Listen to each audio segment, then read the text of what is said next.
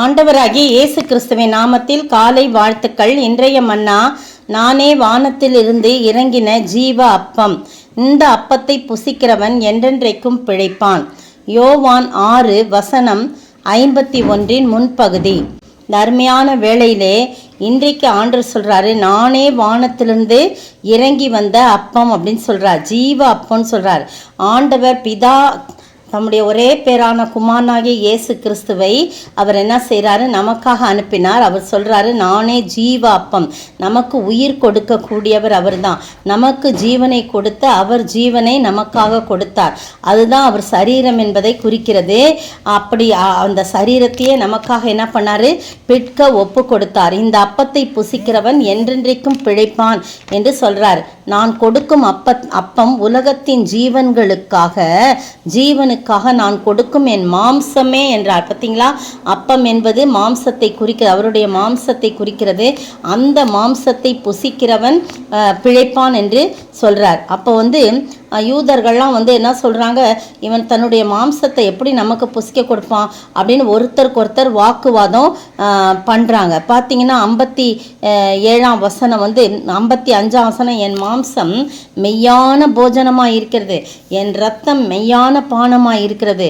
என் மாம்சத்தை புசித்து என் இரத்தத்தை பானம் பண்ணுகிறவன் என்னிலே நிலைத்திருக்கிறான், நானும் அவனில் நிலைத்திருக்கிறேன்.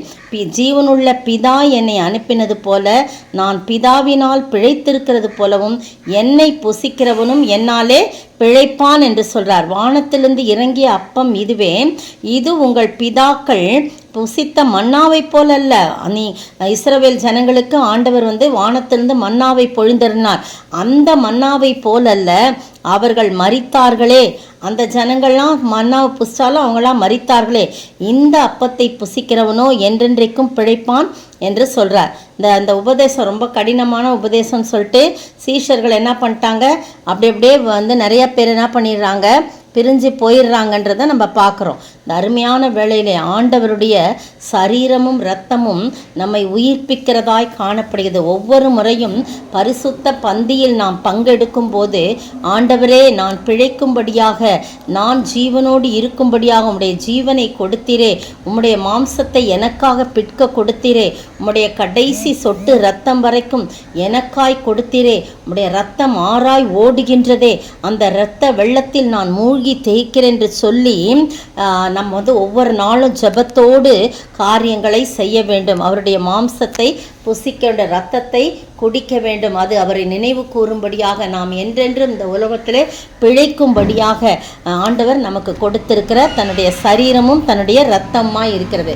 அதை உண்டு புசித்து வாழ ஆண்டவர் தாமே கிருபை செய்வாராக. ஆமேன். மானுவேலின் இரத்த ஊற்றதோ, என் பாவம் போக்கும் ஜீவ ஊற்றதோ, அல்லேலூயா பாரதோ, கல்வாரியிலேயதோ, 5-6 கோடி ஓடுது, அன்பின் இன்ப வெள்ளம் பெருகுது, அன்பின் இன்ப வெள்ளம் பெருகுது.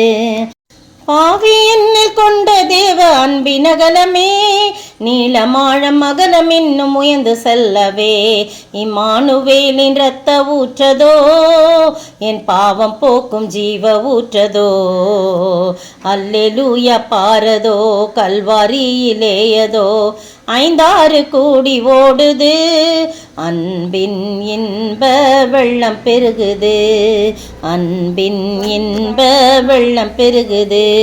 ஸ்தோத்திரிக்கிற ஆண்டவரே, துதிக்கிற ராஜா, ஜீவ அப்பம் நானேன்னு சொன்னீங்களே ஆண்டவரே, உடைய ரத்தமும் உடைய மாம்சத்தையும் ஆண்டவரே நாங்கள் புசித்து அதன் மூலமாக பிழைக்க நீர் உதவி செய்ய வேண்டும் என்று உம்மை நோக்கி பார்க்கிறோம்.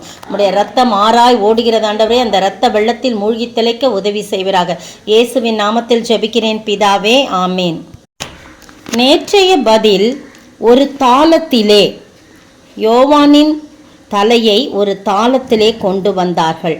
மார்க்கு 6:28. இன்றைய கேள்வி, இயேசு கடலில் நடந்து வந்தது எந்த மணி நேரத்தில்? இயேசு கடலில் நடந்து வந்தது எந்த மணி நேரத்தில்?